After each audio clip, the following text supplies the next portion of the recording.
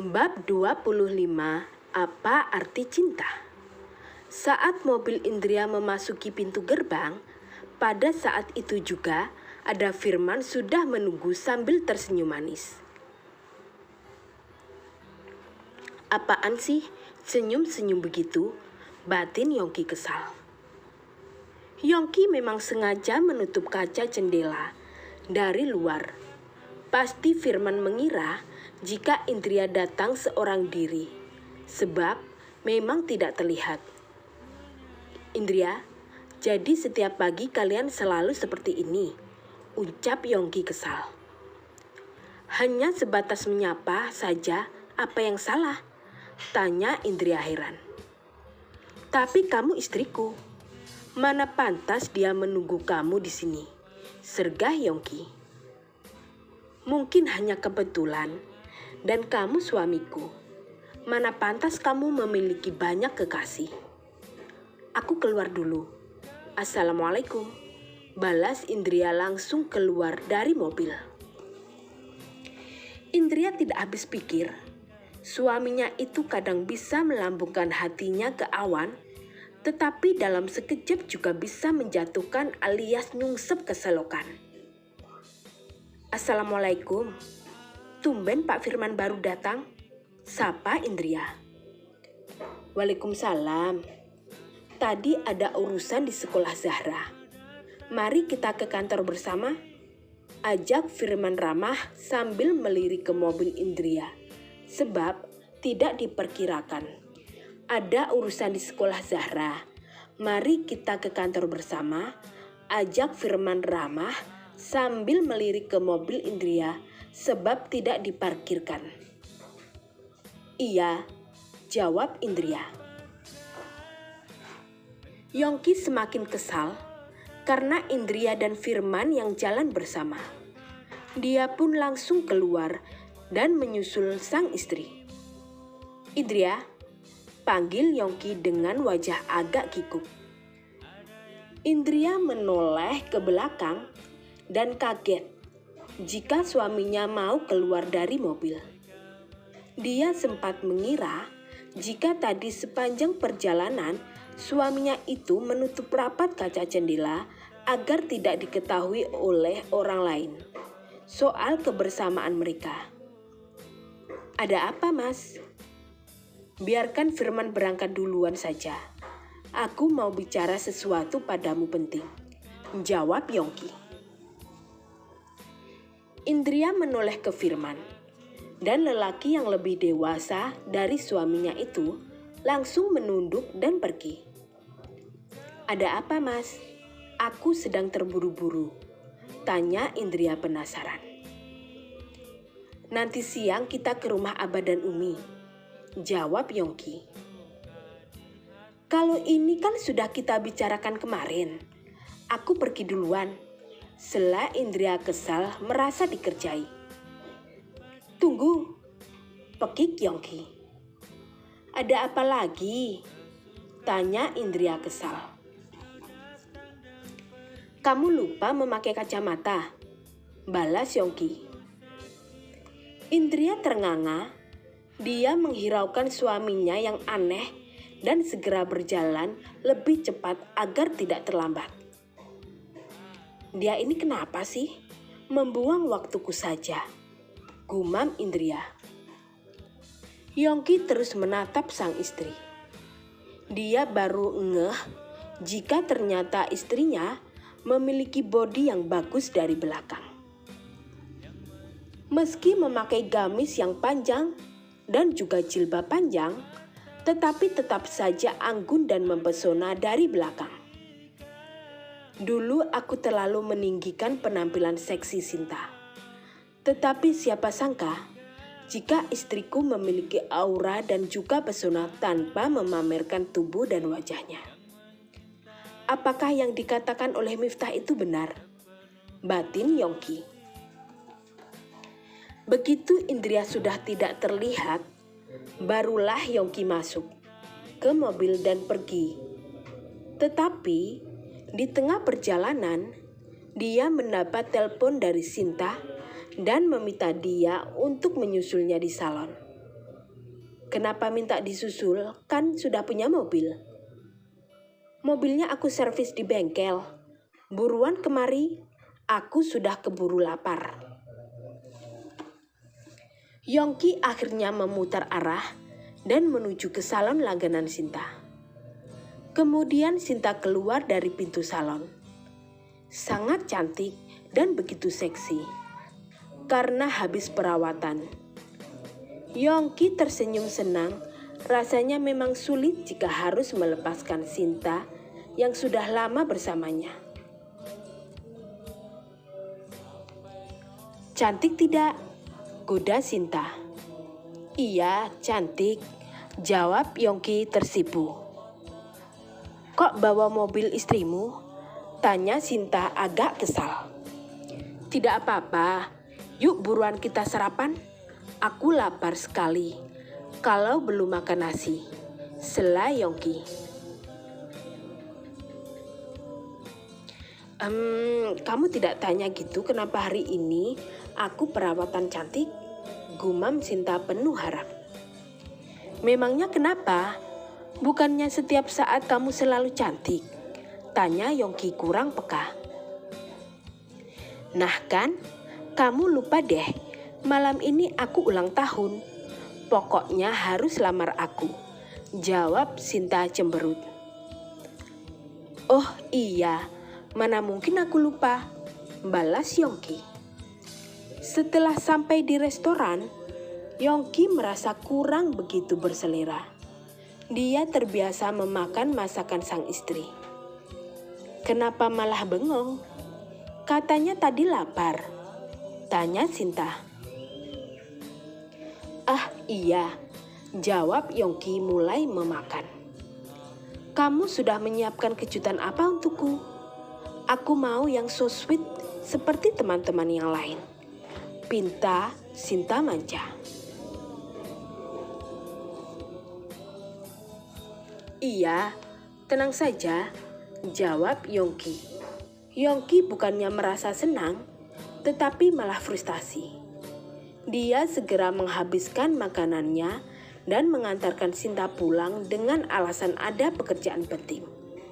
Tetapi Yongki bukannya ke kantor pusat miliknya, melainkan ke tempat kerja Miftah. Hei, ada apa kemari? Sapa Miftah. Ada hal penting yang mau aku tanyakan padamu, jawab Yongki. Sudah aku duga. Pasti kamu kemari akan menyalahkan aku kan? Tapi aku sudah punya bukti. Sela Miftah yang mengira kedatangan Yongki untuk marah akan pernikahan dia dan Indria yang bocor. Bukti apa? Tanya Yongki tak paham. Miftah segera memberikan video di mana Yongki mabuk dan bercerita soal pernikahan dan istrinya. Tetapi Yongki sama sekali tidak panik. Bukan itu, sela Yongki yang sudah tahu sebab tadi pagi teman-temannya bom chat tetapi diabaikan. Terus apa? Tanya Miftah penasaran. Malam ini Sinta ulang tahun dan meminta aku untuk melamar. Awalnya aku menyetujui karena dialah istri idaman aku. Tetapi semakin lama, aku semakin merasa ragu. Tetapi di sisi lain, aku juga tidak cinta dengan Indria. Aku hanya tengah bingung harus bagaimana. Keluh Yongki. Serius kalau kamu tidak cinta Indria? Tanya Miftah. Bagaimana aku bisa cinta jika aku tidak melihat wajahnya? Pekik Yongki. Yong, dengarkan aku. Aku rasa kamu belum mengerti arti cinta. Cinta dan kagum itu hampir sama, tetapi beda. Cinta adalah rasa nyaman di mana kamu selalu ingin dekat dengan dia. Tidak ingin jauh darinya. Selalu merindukan dan ingin menjaganya. Dari yang aku lihat, perasaan kamu pada Sinta hanya sebatas mengagumi kecantikan dia. Dan egomu yang selalu ingin terbaik itulah yang tidak rela melepaskan Sinta. karena memang Sinta adalah wanita cantik di atas rata-rata. Yongki terdiam, masih mencoba meresapi setiap ucapan sahabat kepercayaannya. Entahlah, aku sungguh tidak tahu dengan isi hatiku. Aku tidak bisa melepas Sinta, tetapi aku juga tidak mau membuat Indria bersedih. Aku tidak bisa kehilangan keduanya. Gumam Yongki dalam tekanan batin yang begitu besar. Alasan kamu tidak mau kehilangan Sinta karena apa? Tanya Miftah serius. Ya karena dia cantik, jawab Yongki jujur. Jadi kalau ada yang lebih cantik dari Sinta, apakah kamu rela melepaskan dia? Tanya Miftah memastikan. Yongki berpikir dan mengangguk pelan. Sedangkan alasan kamu tidak mencintai Indria kenapa? Karena ya aku takut dia tidak cantik, jawab Yongki. Terus kenapa tidak kamu buang saja Indria? Awalnya aku takut jika mengecewakan Abah dan Umi. Tetapi lama-kelamaan, setelah aku mengenalnya, jadi terbiasa dan aku tidak bisa kehilangan Indria. Dia memiliki sikap keibuan yang memberikan rasa nyaman. Dia sangat pandai merawat aku, masakan dan pijitannya membuat candu. Terlepas dari bagaimana wajahnya, dia memang sangat cocok jadi istri dan ibu yang baik sih untuk anak-anak, jawab Yongki. Nah kan, dari situ sudah bisa ditebak jika kamu mencintai Indria. Itulah cinta yang sesungguhnya, di mana kamu merasa nyaman padanya, padahal belum melihat wajahnya. Dan satu lagi, saat kamu bersama Indria, kamu selalu cemburu jika ada lelaki yang dekat dengannya kan? Bahkan hanya mengobrol denganku saja kamu resah. Terang Miftah. Lalu aku harus bagaimana? Hilangkan egomu. Untuk apa kamu mempertahankan Sinta jika kamu tidak nyaman? Ya, kalau memang kamu tidak bisa lebih baik, relakan Indria untuk bahagia bersama orang lain. Aku sangat menyukai karakter dia yang kuat, memiliki karisma besar dan aura wibawa. Ucap Miftah serius. Kau minta aku hajar? Pekik Yongki melotot. Nah, kan? Begini saja kamu sudah cemburu. Nih, aku kasih lihat video yang semalam direkam oleh anak-anak. Istrimu sangat cerdas sekali, sampai Sinta yang terkenal barbar tidak bisa berkutik. Sela Miftah. Yongki melihat video adu mulut antara Sinta dan Indria semalam. Entah kenapa, Yongki begitu bangga istrinya yang sangat keren. Tanpa sadar Yongki tersenyum. Bagaimana? Indria itu hebat loh. Pokoknya kamu beruntung memiliki dia. Duh, kenapa kamu ini bisa bodoh sekali sih? Umpat Miftah ikutan kesal. Indria memang memiliki banyak kelebihan. Dia juga hafal Al-Quran. Ucap Yongki. Parah, kamu benar-benar parah. Sudah memiliki bidadari surga, malah begini. Sekarang aku beritahu lagi ya. Sinta, jika kehilangan kecantikan dia, tidak ada lagi yang bisa dibanggakan. Dia matre, suka kemewahan, tapi tidak punya prestasi. Sombong, dan kalau jadi istri dia, tidak akan bisa menjaga atau merawatmu. Dugaanku sih, kalau kamu menikah dengan Sinta, paling hanya dijadikan sapi perah. Dianya malah pesta dan foya-foya. Belum lagi tidak akan cocok dengan kedua orang tuamu. Itu sudah pasti. Yongki merenung. Memang apa yang dikatakan Miftah barusan benar. Berbanding terbalik dengan Indria yang bisa membuat kedua orang tuanya bahagia. Dan satu lagi, Sinta sangat cantik. karena dia selalu perawatan mahal dan apa-apa serba mewah. Mungkin jika wanita lain, termasuk Indria, diberi fasilitas seperti itu, bisa jadi malah lebih cantik dari Sinta. Aku bicara gini bukan karena apa-apa. Tetapi ingatlah, jika kecantikan itu tidak abadi, aku sendiri begitu melihat Indria, aku juga ingin mencari istri yang seperti dia. Mungkin akan jarang ditemukan sama persis, tapi setidaknya yang baik. Timpal Miftah. Tapi aku setiap kali mau berbicara yang baik pada Indria, selalu sulit dan ujung-ujungnya kami bertengkar.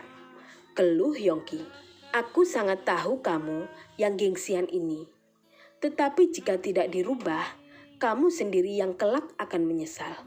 Sudah ya, kita ngobrol lain kali. Aku mau ada urusan penting. Tapi saran terakhir kali, kamu jangan lamar Sinta dulu. Karena kamu sendiri tidak yakin dengan pilihanmu. Bujuk Miftah. Yongki segera pergi. Sepanjang perjalanan dia terus merenung. Mungkin sebaiknya aku minta maaf pada Indria. Dan malam ini aku membatalkan untuk melamar Sinta. Gumam Yongki memikirkan cara bagaimana untuk meminta maaf.